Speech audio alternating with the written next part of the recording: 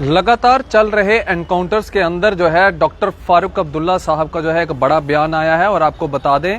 साफ तौर के ऊपर डॉक्टर फारूक अब्दुल्ला साहब जो है वो डिमांड कर रहे हैं इंडिपेंडेंट प्रोब की। जितने भी एनकाउंटर्स हुए हैं उनका ये कहना है कि सरकार के गठन करने से पहले इन एनकाउंटर्स के अंदर जो है वो बढ़ोतरी नहीं हुई, लेकिन जैसे ही सरकार बन गई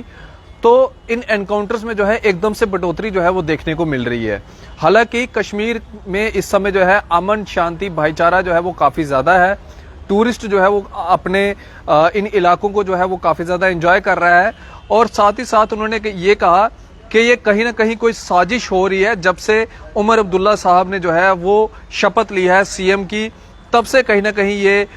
उनको डाउट हो रहा है कि ये गन फाइट्स के अंदर जो बढ़ोतरी हुई है इसके अंदर जो है वो इंक्वायरी होनी चाहिए और अर्ज किया है पुलिस से कि ये जो टेररिस्ट खनियार के अंदर ट्रैप किए गए हैं इनको जो है वो अरेस्ट किया जाए और इनसे जो है वो पूछताछ जो है वो की जाए। ये इस समय बड़ी जानकारी आपको बता दें, डॉक्टर फारूक अब्दुल्ला साहब ने जो है वो इंडिपेंडेंट प्रोब जो है वो डिमांड की है एनकाउंटर्स के अंदर और साथ ही साथ उन्होंने ये डाउट जताया है कि उन्होंने जो साफ लफ्जों में कहा है जो हम तक पहुंचा है वो आपको बता दें कि I doubt these gun fights may be an attempt to destabilise Omar led government. I urge police to arrest terrorist trapped in Khanyar.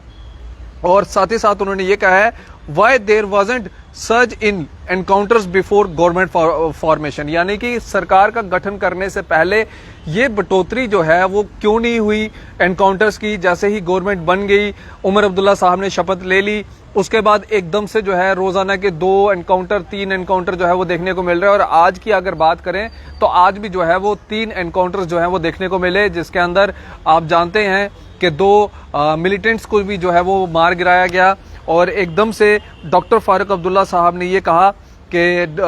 In encounters के अंदर जो है वो इंक्वायरी होनी चाहिए। और मुझे लगता है कि कहीं ना कहीं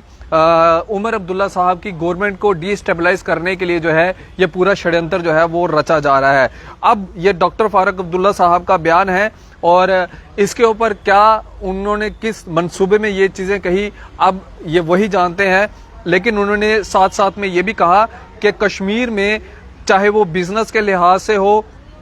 चाहे वो टूरिज्म के लिहाज से हो काफी ज्यादा फ्लरिश जो था वो कर रहा था और एकदम से टेररिस्टों का आना, टेररिज्म में हाइक होना, क्योंकि बीते कई महीने हो चुके थे टेररिज्म एक्टिविटीज जो थी वो कश्मीर के अंदर कम हो चुकी थी, एकदम से उनका बढ़ोतरी होना कहीं ना कहीं सवालों के घेरे में है। तो डॉक्टर फारूक अब्दुल्ला साहब ने अर्ज किया है